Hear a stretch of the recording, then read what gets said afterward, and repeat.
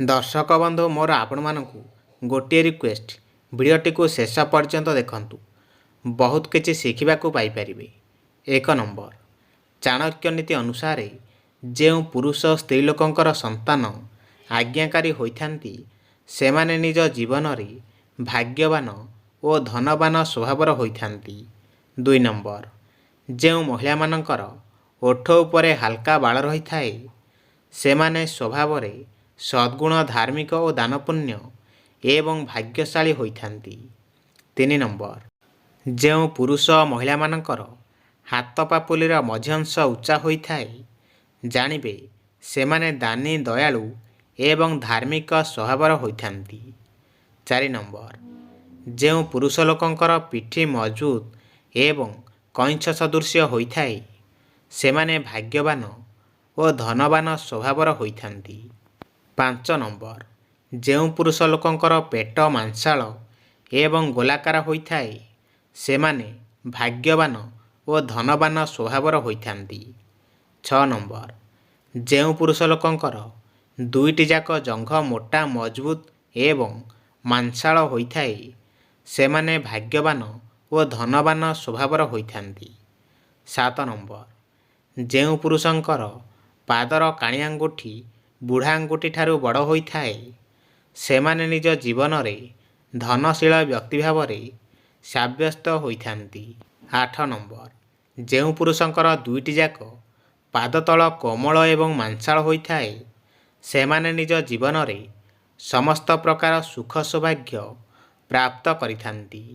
नौ number जो महिला मानकर दुईटी जाक पाद तल कोमल एवं सुंदर होइथाए एवं पादरू आदौ झाड़ बाहरु न थाए सेमाने भाग्यशाली महिला होइथांती।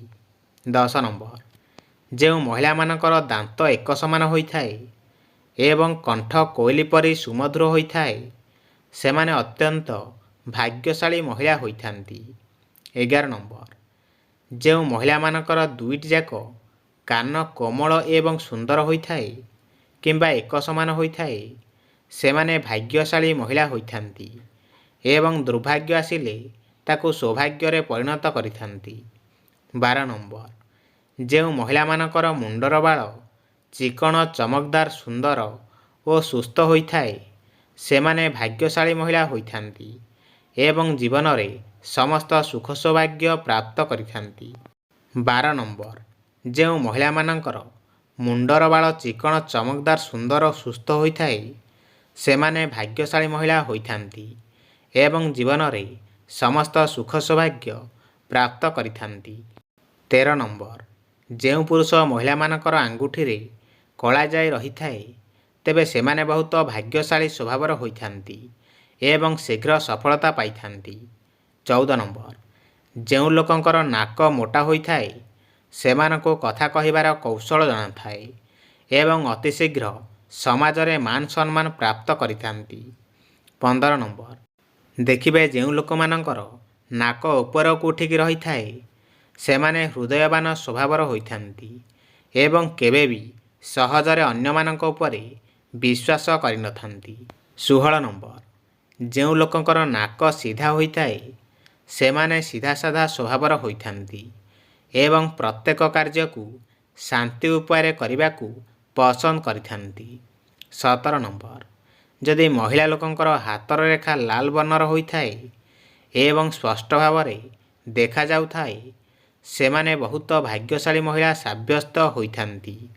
18 नंबर जदि पुरुष लोकंकर गालरे देखिबे कला जाय रही थाए तेबे यह सेमानक पई बहुत अशुभ होइथाए किंतु जदि महिला लोकंक गालरे कला जाय रही थाए तेबे यह सेमानक पई बहुत शुभ होइथाए।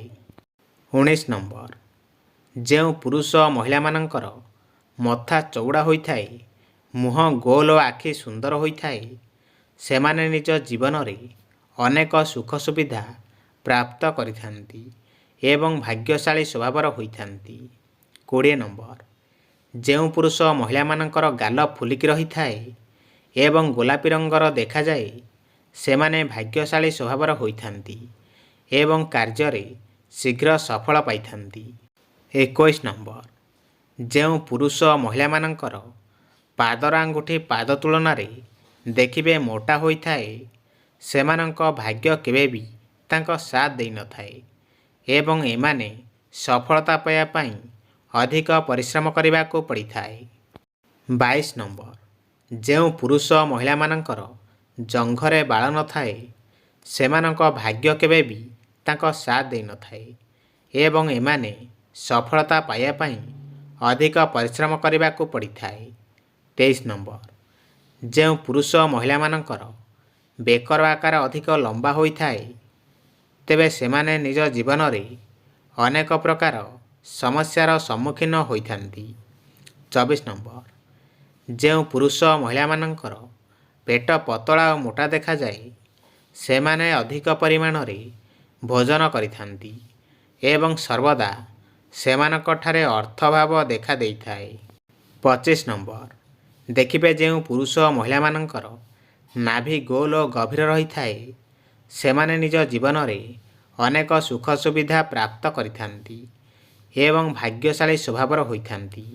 26 ନମ୍ବର, ଯେଉଁ ପୁରୁଷ ମହିଳାମାନଙ୍କର ନାଭି ଛୋଟ ରହିଥାଏ, ସେମାନେ ନିଜ ଜୀବନରେ ଅନେକ ପ୍ରକାର ସମସ୍ୟାର ସମ୍ମୁଖୀନ ହୋଇଥାନ୍ତି ଏବଂ ସଫଳତା ଡେରିରେ ମିଳିଥାଏ। 27 ନମ୍ବର, ଏହା ମୁଁ ମୋ ମନରୁ କହୁନି, ଏହା ସାମୁଦ୍ରିକ ଶାସ୍ତ୍ର ପୁସ୍ତକରେ ପୁରୁଷ ଓ ମହିଳାମାନଙ୍କର ଶରୀର ଗଠନ ଅନୁସାରେ ସେମାନଙ୍କର ସ୍ୱଭାବ, ଚରିତ୍ର, ଆଚାର ବିଚାର, ବ୍ୟବହାର ଓ ଗୁଣଗାରିମା ବିଷୟରେ ବର୍ଣ୍ଣିତ ରହିଛି। 28 ନମ୍ବର, ଶୀଘ୍ର ଧନର ଅଭାବ ଦୂର କରିବା ପାଇଁ ହେଲେ ଗୋଲାପ ଫୁଲରେ କିଛି କର୍ପୂର ରଖନ୍ତୁ ଏବଂ ସନ୍ଧ୍ୟା ସମୟରେ ଦେବୀଙ୍କୁ ଫୁଲ ଅର୍ପଣ କରି କର୍ପୂର ଜଳାଇବା ଉଚିତ। 29 ନମ୍ବର, ଯେଉଁ ଲୋକଙ୍କର ଆର୍ଥିକ ସମସ୍ୟା ଲାଗି ରହୁଥାଏ, ସେମାନେ ରାତିରେ ଭାତ, ଦହି ଏବଂ ଛତୁଆ ଖାଇବା ଉଚିତ ନୁହେଁ, ଏହାଦ୍ୱାରା ଅଭାବ ଅସୁବିଧା ଲାଗି ରହିଥାଏ।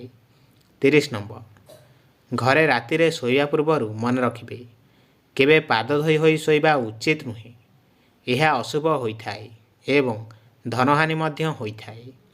ପ୍ରଶ୍ନ, ମହାଭାରତରେ ଅର୍ଜୁନଙ୍କର ପୁତ୍ରର ନାମ କ'ଣ? କମେଣ୍ଟରେ ନିହାତି ଜଣାନ୍ତୁ। 31 ନମ୍ବର, ଶନିବାର, ମଙ୍ଗଳବାର ଓ ଗୁରୁବାର ଦିନ କପଡ଼ା ଧୋଇଲେ କିମ୍ବା ଚୁଟି ନଖ କାଟିଲେ ଘରେ ଅଭାବ ଅସୁବିଧା ଦେଖା ଦେଇଥାଏ। 32 ନମ୍ବର, ଯଦି ଘରେ ପଇସା ଆସୁଥିଲେ ବି ଅଭାବ ହେଉଥାଏ, ତେବେ ଚାଉଳ କିମ୍ବା ଗହମ ରଖୁଥିବା ଅବସ୍ଥାରେ 11ଟି ତୁଳସୀ ପତ୍ର ସହିତ ଟିକେ କେଶର ମିଶାଇ ରଖିଲେ ତାହା ଦୂର ହୋଇଥାଏ ଏବଂ ଘରକୁ ଧନର ଆଗମନ ହୋଇଥାଏ। 33 ନମ୍ବର, ଯଦି ମାସକୁ 2 ଥର ଗୋବର ଘଷିରେ ଲୋଚନ ମିଶାଇ ଘରେ ଧୂପ ଦିଆଯାଏ, ତେବେ ଘରେ ସମସ୍ତ ଅଶୁଭ ଶକ୍ତି ଦୂର ହୋଇଥାଏ। 34 ନମ୍ବର, ଯଦି ବୁଧବାର ଦିନ 2ଟି ଛୋଟ ହାଣ୍ଡି ନେଇ ଗୋଟିଏରେ ଲୁଣ ଏବଂ ଅନ୍ୟଟିରେ ମୁଗ ଭର୍ତ୍ତି କରି ଘରେ କୌଣସି ଭଲ ସ୍ଥାନ ରଖାଯାଏ, ତେବେ ଘରକୁ ଧନର ଆଗମନ ହୋଇଥାଏ। 35 ନମ୍ବର, ଯଦି ବହୁତ ପରିଶ୍ରମ ପରେ ବି ଭାଗ୍ୟ ସାଥ ଦେଉନଥାଏ, ତେବେ ବିଷ୍ଣୁ ମନ୍ଦିରରେ ହଳଦିଆ ବାନା ଲଗାଇଲେ ଦୁର୍ଭାଗ୍ୟ ଦୂର ହୋଇ ଅଭାବ ଅସୁବିଧା ଦୂର ହୋଇଥାଏ। 36 ନମ୍ବର, ଯଦି କୌଣସି ଲୋକ ଅତ୍ୟଧିକ ଆର୍ଥିକ ସମସ୍ୟାରେ ପଡ଼ିଥାଏ, ତେବେ କୌଣସି ମନ୍ଦିର ଯାଇ 2ଟି କଦଳୀ ଗଛ ଲଗାଇଲେ ତାହା ଦୂର ହୋଇଥାଏ। 37 ନମ୍ବର, ଯଦି ଘରେ ଧନର ଅଭାବ ହେଉଥାଏ, ତେବେ ଗୋଟିଏ ମାଟି କଳସରେ ଲାଲ କପଡ଼ାରେ କଏନ୍ ବାନ୍ଧି ଏବଂ କିଛି ଚାଉଳ ଭର୍ତ୍ତି କରି ଘରର ଉତ୍ତର ପଶ୍ଚିମ କୋଣରେ ରଖିଲେ ତାହା ଦୂର ହୋଇଥାଏ। 38 ନମ୍ବର, ସକାଳୁ ଶୁଦ୍ଧ ଭାବେ ଲକ୍ଷ୍ମୀ ଗଣେଶଙ୍କ ପାଖରେ 2ଟି ନଡ଼ିଆ ନାଲି କପଡ଼ାରେ ଗୁଡ଼ାଇ ପୂଜା କରି ଗୋଟିଏ ନଦୀରେ ଅର୍ପଣ କଲେ ଏବଂ ଅନ୍ୟଟି ପଇସା ରଖୁଥିବା ସ୍ଥାନରେ ରଖିଲେ ଧନ ବୃଦ୍ଧି ହୋଇଥାଏ। 39 ନମ୍ବର, ଯଦି ଶୁକ୍ରବାର ଦିନ ସ୍ୱାମୀ ସ୍ତ୍ରୀ ଉଭୟ ଲକ୍ଷ୍ମୀଙ୍କୁ ପୂଜା କରି ଅନ୍ନ ଭୋଗ କରି ପକ୍ଷୀକୁ ଖୁଆଇଲେ ସମକଳହ ଏବଂ ଅଭାବ ଅସୁବିଧା ଦୂର ହୋଇଥାଏ। 40 ନମ୍ବର, ଶୁକ୍ରବାର ଦିନ 2ଟି ମୟୂରପଙ୍ଖ ନାଲି କପଡ଼ାରେ ରଖି ଲକ୍ଷ୍ମୀଙ୍କ ପାଖରେ ପୂଜା କଲେ ଏବଂ ତାକୁ ପଇସା କିମ୍ବା ପର୍ସ ରଖୁଥିବା ସ୍ଥାନ ରଖିଲେ